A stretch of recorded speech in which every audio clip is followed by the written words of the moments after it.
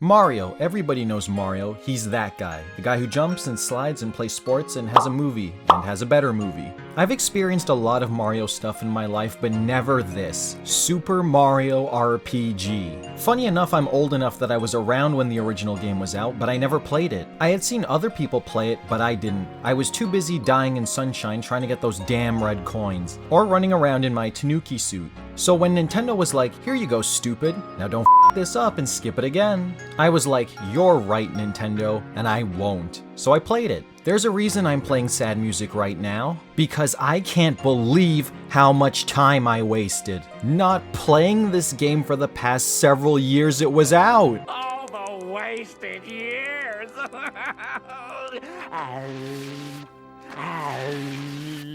This game is amazing. I'm saying that as someone who has zero nostalgia for the original because I know Goombas out there love to throw around the nostalgia bait argument, but that don't work on me. However, Nintendo has this spell they can put you under, I swear. Somehow, even though I never played the original as a kid, it turned back the clock for me, and it felt like there I was again, experiencing Mario all over again. No cares in the world, all the free time I could want, and my only worry was what the do I do on report card day? Damn you, math class. This game plays extremely simple, yet somehow feels robust in its gameplay, even though it's a turn-based RPG. You have your party switch out mechanic, attack commands, magic, defense state, but it all flows so smoothly. Even when you want to change party members, you can do it mid-battle and not have it take up a turn. That's incredibly satisfying. Some might say, but that makes the game too easy, there's no penalty. And to that I say, who cares? It makes the game fun and more enjoyable. I don't need or want this game to be difficult. If I want that, I'll go die in Dark Souls.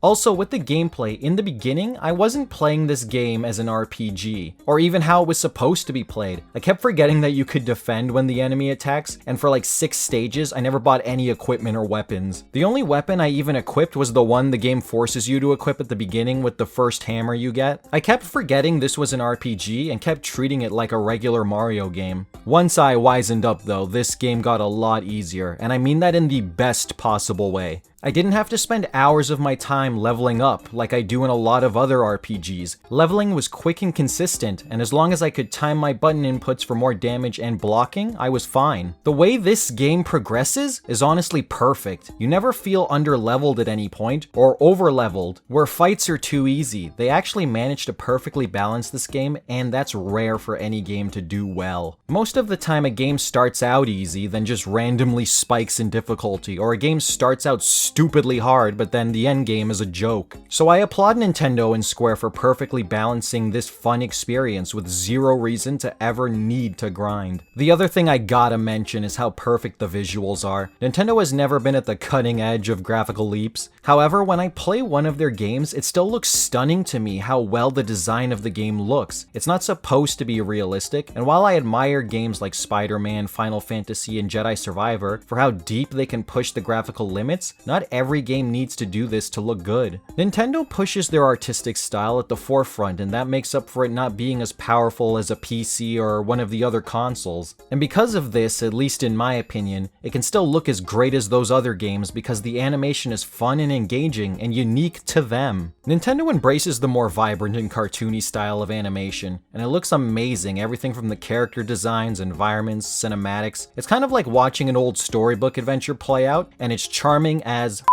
And speaking of charming, this little guy is goddamn adorable. You just want to beat it with a stick.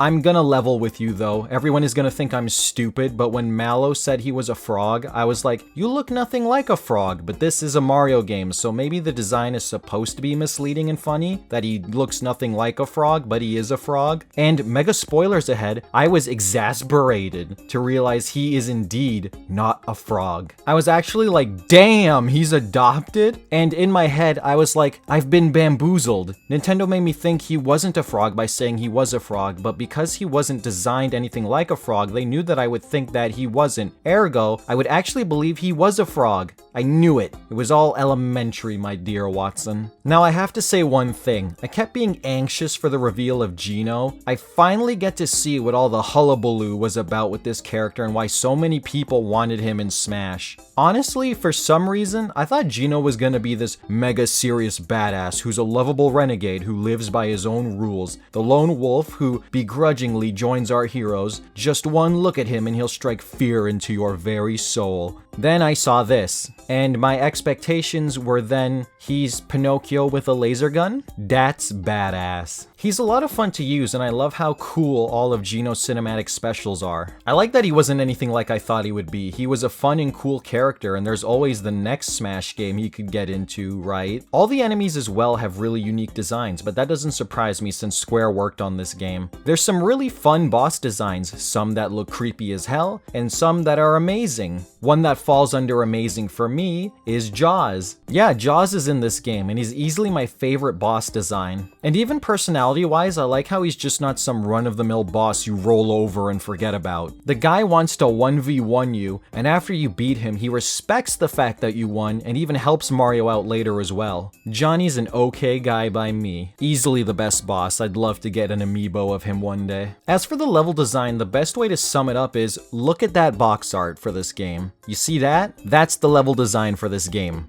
That box. No, honestly, it is. It's simple and clean. The levels all have a pretty straightforward path with a few puzzles, but you won't get totally lost. Except in Jaws' sunken ship level, that took me forever. I had no idea what the hell I was supposed to do in half of those rooms, but I eventually got through it. Congratulations!